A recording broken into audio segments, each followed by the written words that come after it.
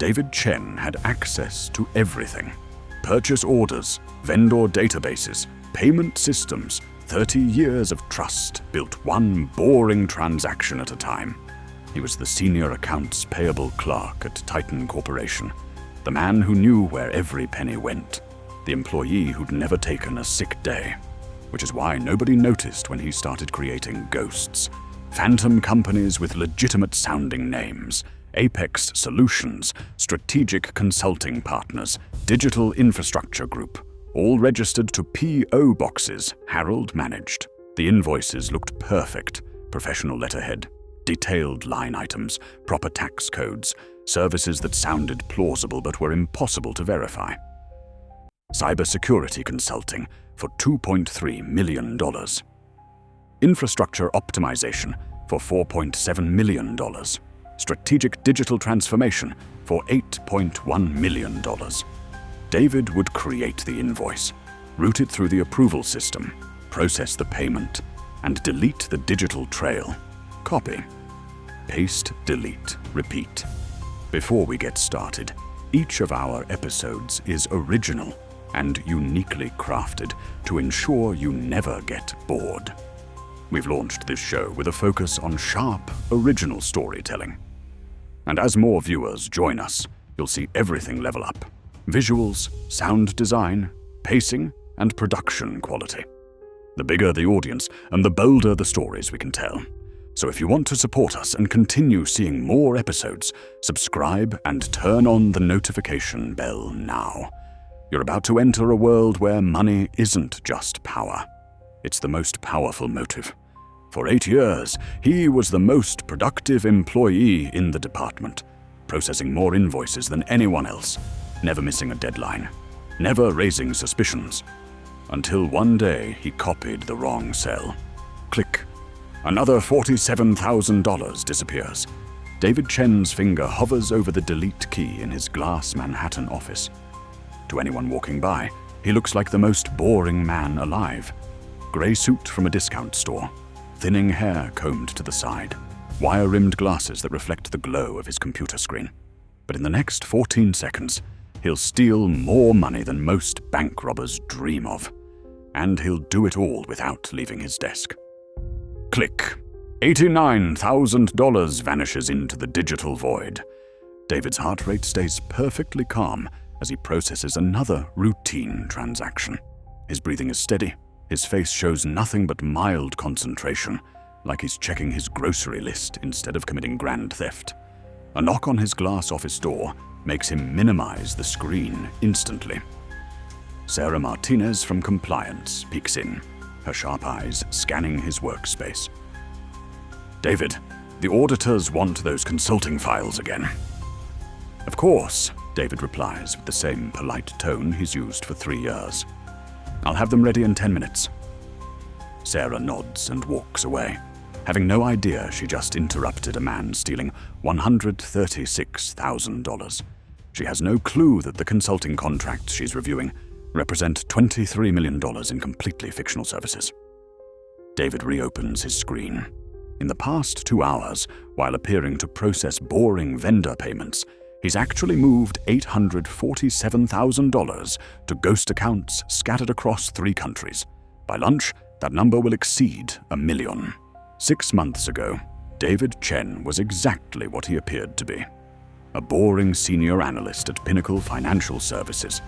He lived in a modest 1-bedroom apartment in Queens, drove a 10-year-old Honda Civic with coffee stains on the seats, and bought lunch in a brown bag every single day.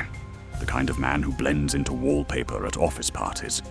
But David had discovered something about money that would make your blood run cold. He understood that in our digital world, money isn't really real anymore. It's just numbers on screens, moving through networks controlled by computer systems that trust the right passwords and authorization codes. And if you're smart enough to understand how those numbers move, patient enough to plan every microscopic detail, and boring enough that nobody suspects you of anything more interesting than doing crossword puzzles, you can steal everything. David's criminal career began with the most pathetic theft in history.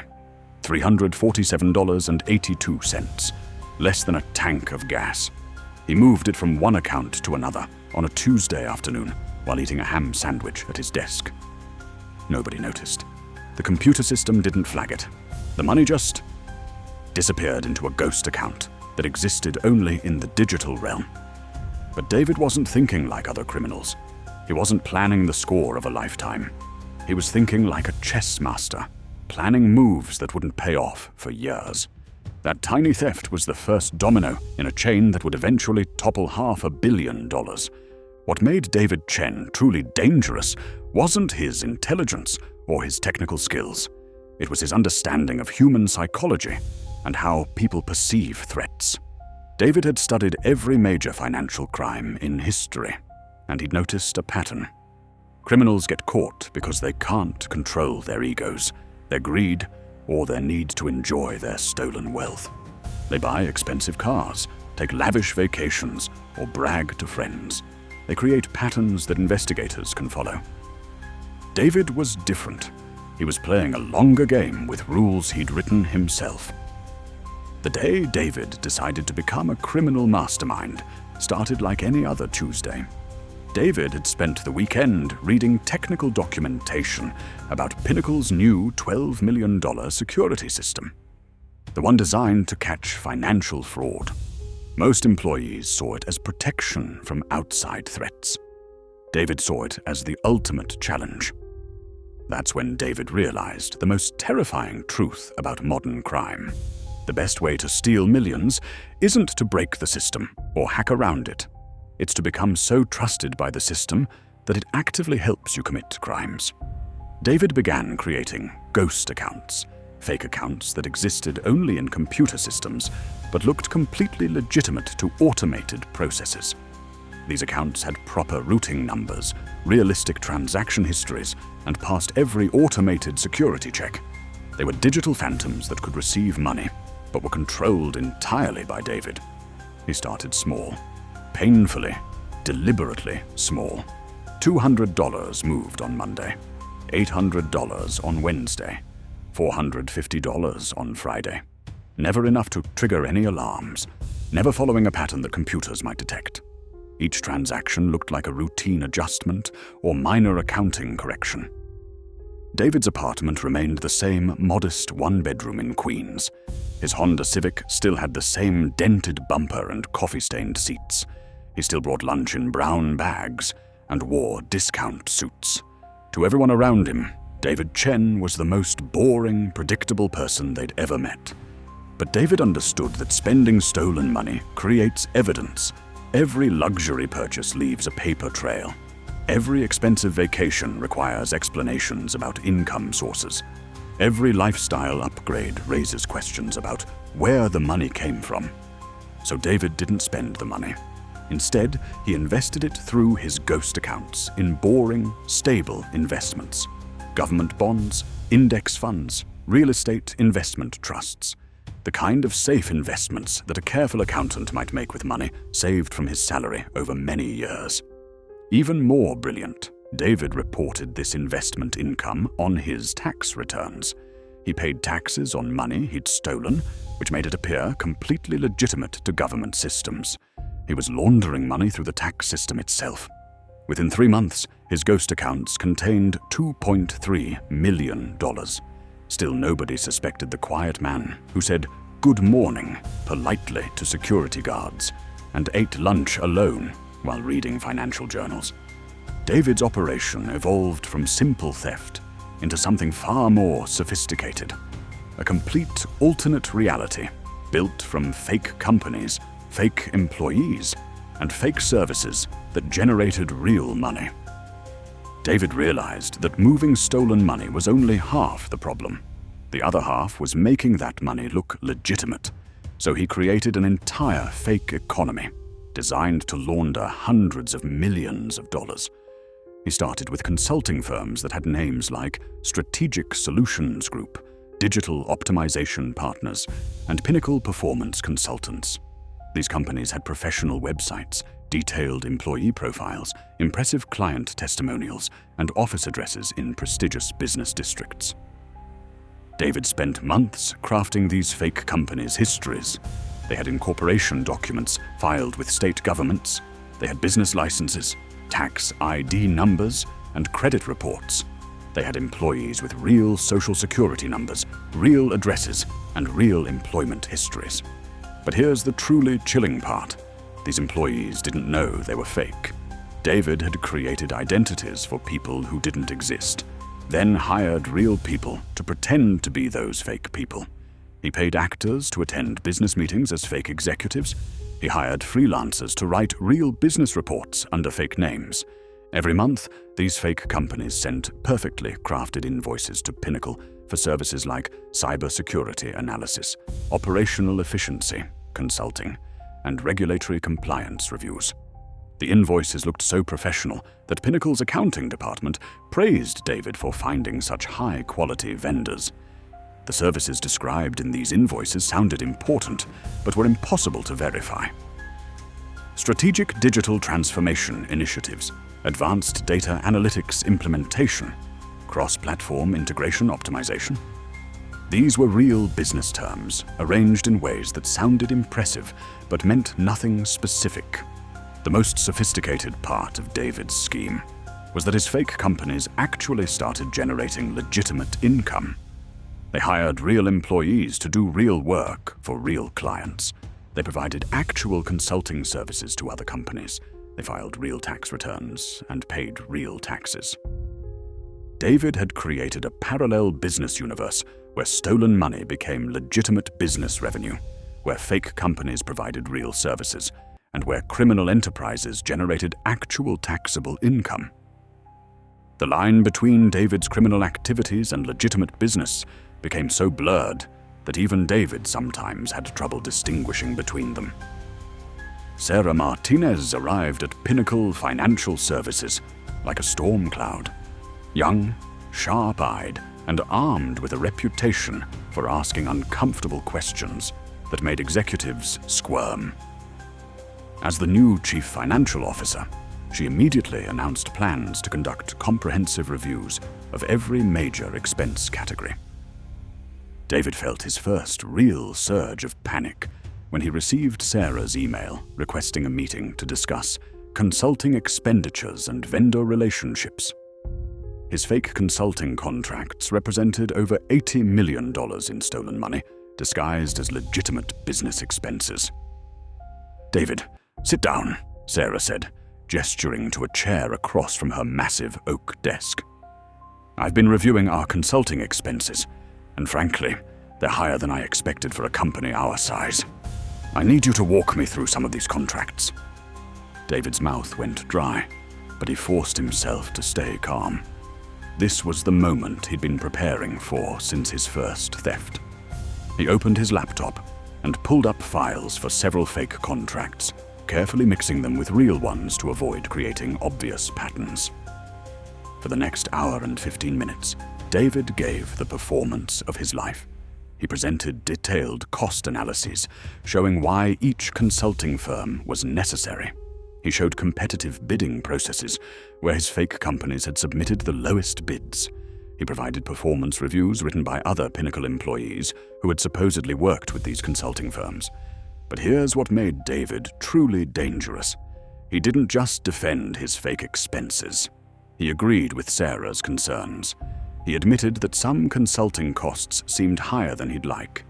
He suggested they should implement stricter approval processes for future consulting contracts. He even volunteered to create new oversight procedures that would give Sarah more control over vendor relationships. By the end of the meeting, Sarah was nodding approvingly. She told David she was impressed with his knowledge of vendor management and his commitment to controlling costs. She even asked him to help develop new procedures for evaluating consulting contracts company-wide. David had not just survived his closest call yet. He had turned his biggest threat into his strongest supporter.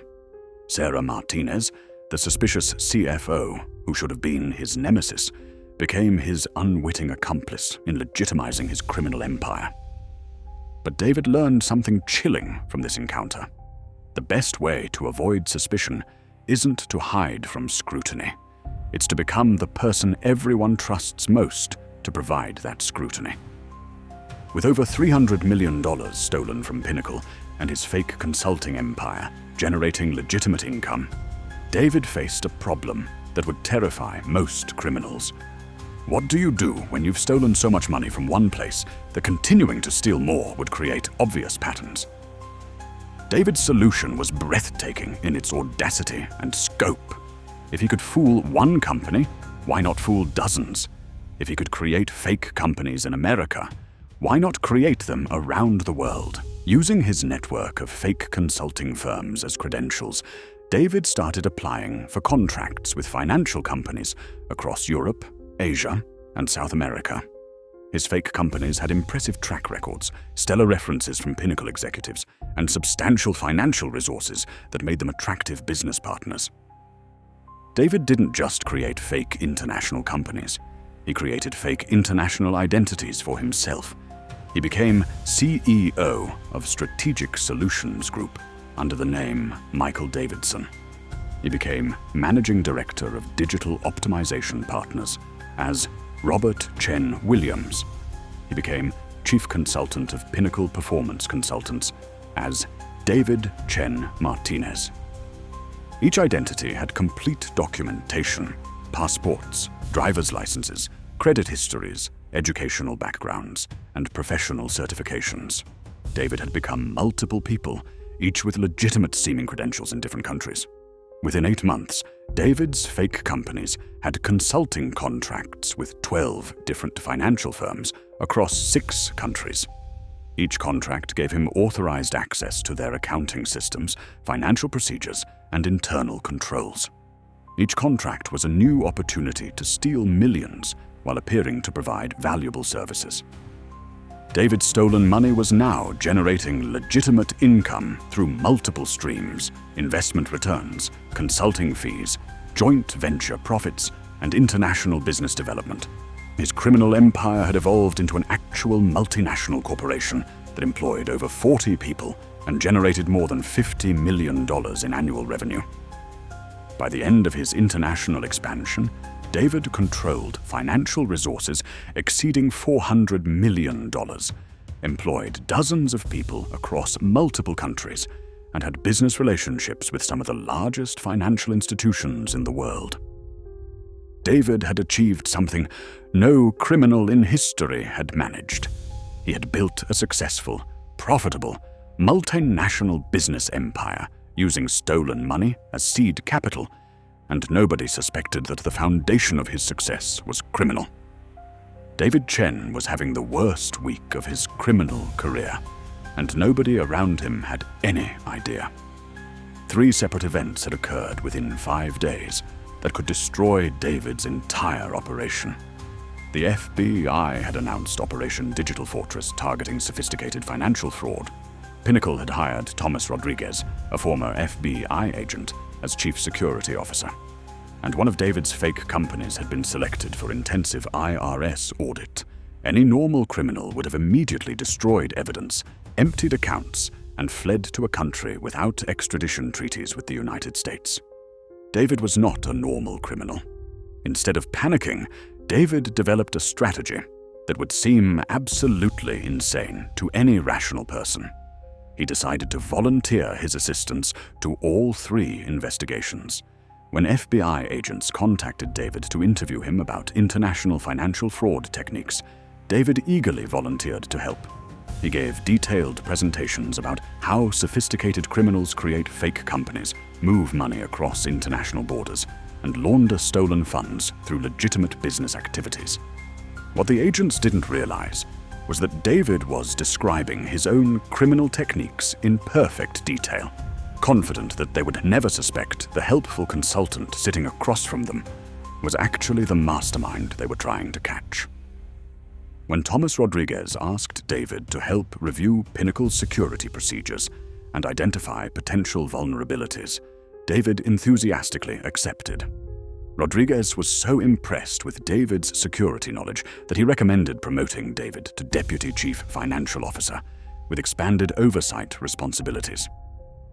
When IRS auditors questioned David about Strategic Solutions Group's complex corporate structure, David provided extensive documentation proving the company's legitimacy and compliance with tax regulations. The most brilliant part of David's strategy was how he used each investigation to strengthen his position with the others. He told FBI agents that he was helping the government with a complex corporate audit. He told tax auditors that he was assisting the FBI with international fraud investigations. He told Rodriguez that he was working with both federal investigations to improve corporate security. By the end of the month, David had not only survived the perfect storm of investigations, he had actually strengthened his position with all three agencies. David had achieved something that should have been impossible.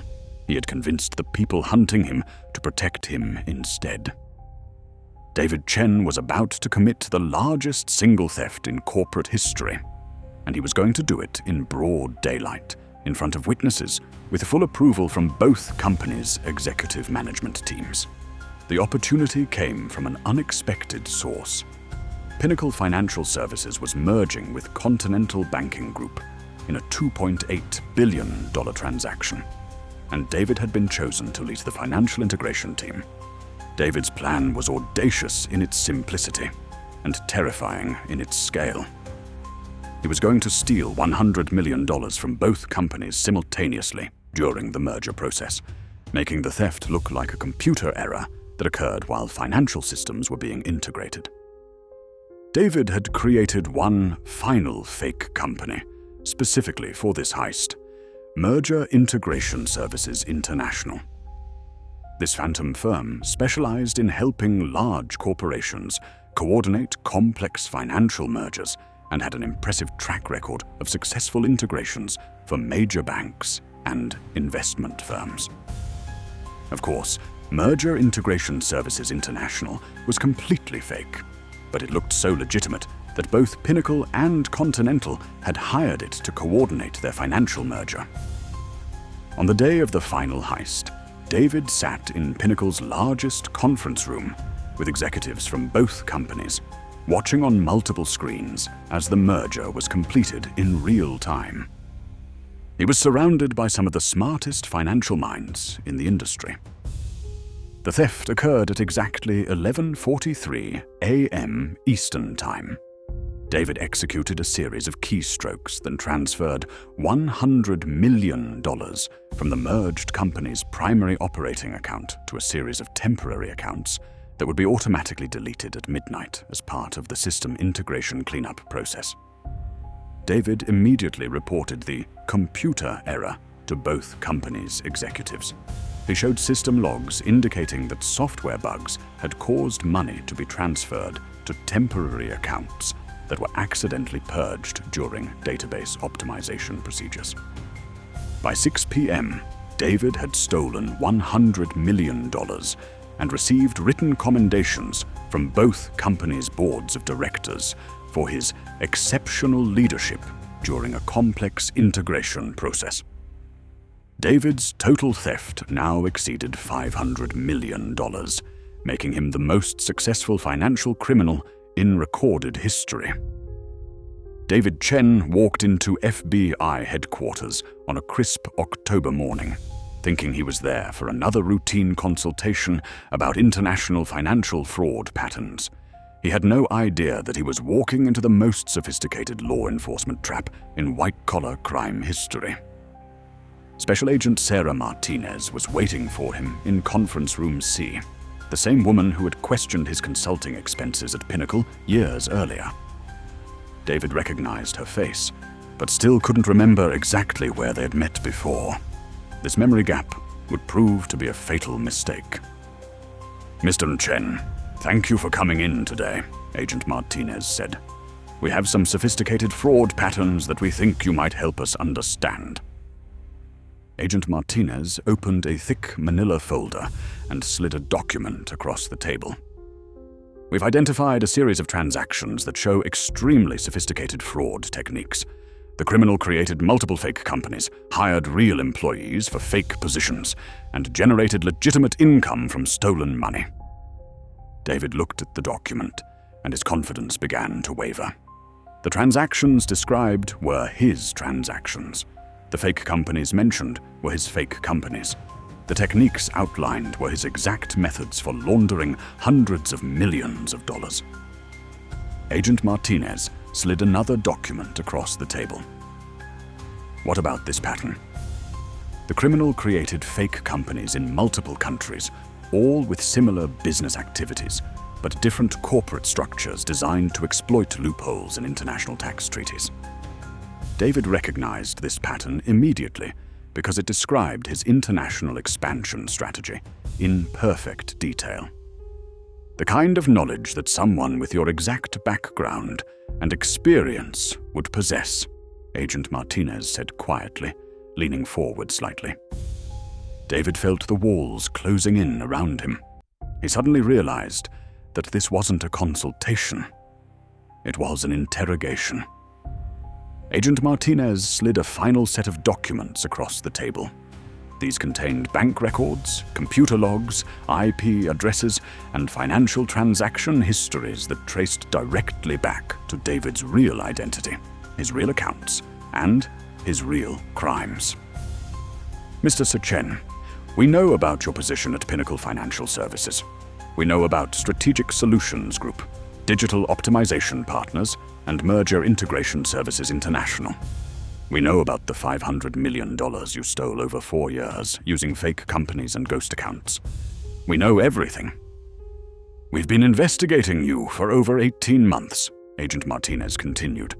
Our artificial intelligence programs identified patterns in your transactions that human investigators might have missed. Your own detailed descriptions of criminal techniques helped us understand exactly how you committed your crimes. David finally understood the ultimate irony of his situation. His own expertise, his willingness to help law enforcement, and his confidence that he was too smart to be caught had provided investigators with the roadmap they needed to unravel his entire criminal empire. You have the right to remain silent, Agent Martinez said, reaching for the handcuffs attached to her belt. David Chen, the man who had stolen $500 million without leaving his desk, was finally facing the consequences of the most sophisticated financial crime in American history. David Chen stood in federal court 6 months later, wearing an orange jumpsuit instead of his usual gray suit, as Judge Patricia Williams read the charges against him. The list was staggering: 189 counts of wire fraud, 127 counts of money laundering, 89 counts of tax evasion, 67 counts of identity theft, and dozens of other federal charges. When Judge Williams asked if he had anything to say before sentencing, David surprised everyone by requesting permission to make a statement. Your Honor, I don't expect anyone in this courtroom to understand what I did or why I did it. But I want people to understand that what I accomplished was possible because our financial system is fundamentally broken. I stole $500 million using nothing but spreadsheets, fake paperwork, and patience. I fooled auditors who specialize in detecting fraud. I convinced security experts to trust me while I was actively stealing from them. I turned law enforcement investigations into tools for strengthening my criminal operation. I did all of this while looking like the most boring, trustworthy person anyone had ever met. If I could accomplish this, imagine what someone with more resources, more connections, and more institutional support could do. Judge Williams sentenced David to 35 years in federal prison without possibility of parole and ordered him to pay $547 million in restitution to his victims. 5 years after David Chen's conviction, the financial industry believed it had solved the problems his crimes had exposed. But David's story serves as a permanent reminder of a chilling truth. The most dangerous criminals don't announce themselves with masks and guns. They look exactly like the people we trust most. David Chen proved that in our interconnected digital world, the most devastating crimes aren't committed by dramatic hackers or armed robbers. They're committed by people who understand that the greatest weapon in modern crime isn't technology or violence, It's trust. David's techniques have evolved and spread. The Chen method has become a template for sophisticated financial fraud that's nearly impossible to detect until it's too late. 3 months ago, federal investigators arrested Maria Santos, a senior accountant at Global Investment Partners, for stealing $280 million using techniques nearly identical to David's methods. Last week, authorities in Switzerland detained Pierre Dubois, a compliance officer at the International Banking Consortium, for allegedly stealing 195 million euros through fake consulting contracts and ghost accounts. The pattern is clear and terrifying. David Chen wasn't a unique criminal mastermind. He was the first of a new breed of financial predators who understand that the most profitable crimes are committed not by breaking systems, but by becoming so trusted by those systems that they actively facilitate theft. Somewhere right now, in a quiet office building, another David Chen might be sitting at his desk, processing routine transactions, while secretly planning the next evolution in financial crime. This person looks exactly like someone you would trust with your money, your business, your financial future. The question that should keep you awake at night is devastatingly simple. If the most successful financial criminal in history looked exactly like the most trustworthy person you know, how would you tell the difference? Because in David Chen's world, the most dangerous predators don't prowl dark alleys looking for victims. They sit in corner offices, earning your trust while they slowly steal everything you have. And the scariest part is that they look exactly like people you would never suspect.